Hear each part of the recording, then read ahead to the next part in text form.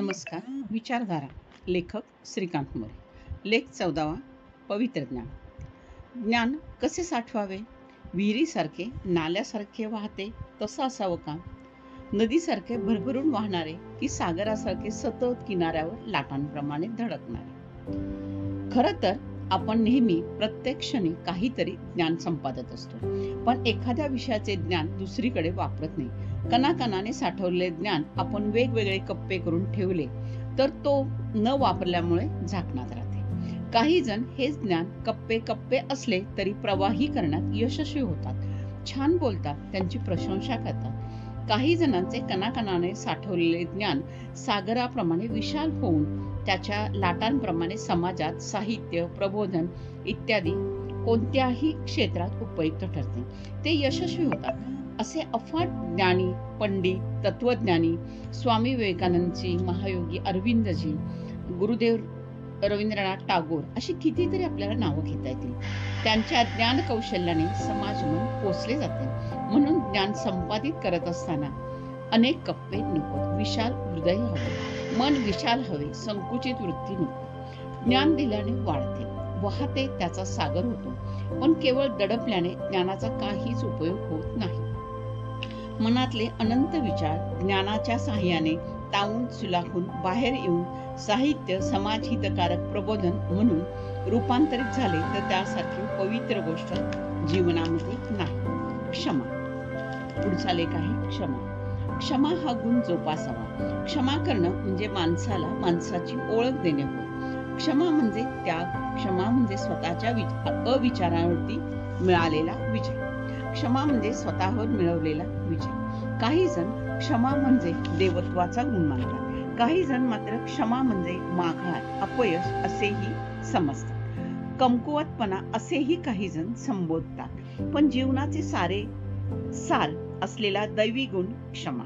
सद्गुणांची, सद्विचारांची जोपासना करतो. म्हणूनच दया, क्षमा हे गुण अत्यंत महत्वाचे आहेत. त्याच्याकडे आपण बराच वेळा दुर्लक्ष करतो. त्याला माफी नको, त्याला क्षमा नको असे म्हणताना येशू ख्रिस्ताचे वाक्य आठवतात.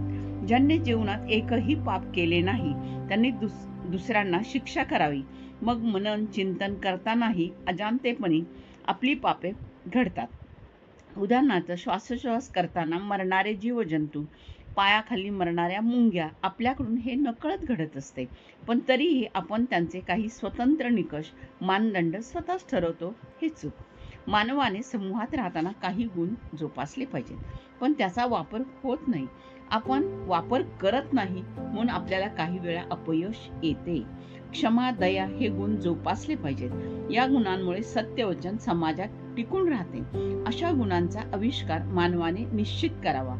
जीवनात सर्वे सुखिनः सन्तु हे जर हवे असेल तर क्षमा हा गुण जोपासला पाहिजे, रुजवून तो वाढवला पाहिजे. पुढचा लेख आहे 17वा. लक्ष्मण. लक्ष्मणाने लक्ष्मण रेषा स्वतःच्या कर्तृत्वावर त्याने सीतेच्या रक्षणाकरता आखली. पण आज कलियुगातही लक्ष्मण रेषा आदर्श म्हणून ओळखली जाते. लक्ष्मण रेषेत राहा, मर्यादा तर यातून सूचितच होते, पण सीमा, नीती, नियम, रक्षणाची मानसिक पायरी असे कितीतरी अर्थ त्यातून निघतात. ते सर्व योग्यच आहेत. म्हणून लक्ष्मण रेषा सीतेने ओलांडली आणि रामायण घडले.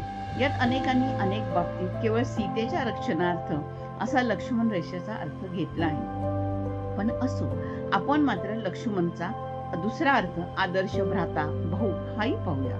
नावाप्रमाणे आज कोणी वागतो का? खरं तर नावं ठेवली गेली ती लौकिक स्वरूपात. पृथ्वीवर कार्य केलेल्यांनी म्हणा किंवा ज्यांनी अध्यात्माशी काही देणे घेणे नाही त्यांनी म्हणा, किंवा सारेच जरी वेगळ्या अर्थाने आजच्या दैनंदिन जीवनात पाहिले तरी आदर्श तत्वच पुढे येते. ते म्हणजे भावाचा आदर, भावाचा मान सन्मान मनापासून करावा, भातृभाव जपावा, कलियुगात भाऊ असावा तर लक्ष्मणासारखा. ही असे अनेक वाक्य प्रचलित आहेत. पण जीवनात लक्ष्मण हे नीती नियमांचे आदर्श तत्व म्हणून आपण घ्यावे हेच मला येथे नमूद करावेसे वाटते. लक्ष्मणासारखे बुद्धिमान तेज मिळवा. तपश्चर्या, अभ्यास, शास्त्र यांच्या साहाय्याने मिळवा. प्रचंड विश्वास दुसऱ्यांवर ठेवणे, कठीण प्रसंगी प्रसंगावधान राखणे, साऱ्या लक्ष्मणाच्या रूपाने अशा कितीतरी नीती नियमांचे पालन आपण करण्यास तयार व्हावे. जीवनाचे यश यात आहे. विश्वास, आदर, प्रेम, बुद्धी, तेज यातच लक्ष्मण तत्व आहे. तेच खरे यशाचे गमक आहे. राम परंपरेचा तोच एक आदर्श तत्व.